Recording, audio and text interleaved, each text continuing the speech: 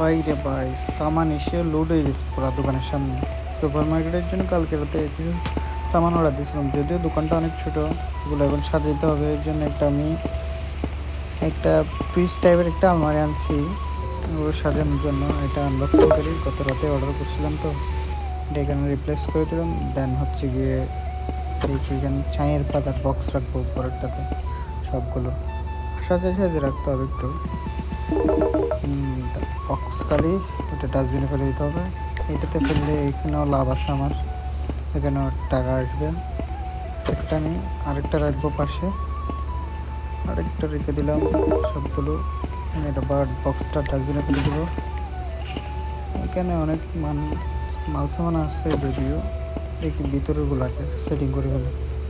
এটা হচ্ছে তেল আর কি, তেল নিচের দিকে রেখে দিলাম, ছোটো আগে থেকে রাখতাম এখানে। কী রাখা যায় কী রাখা যায় কী রাখা যায় কী রাখবো কী রাখবো কিছুতে বুঝতেছি না। পানি রাখি, ফ্রিজটাও কালকে নতুন কিনছিলাম, ডাস্টবিনে ফেলে দিই।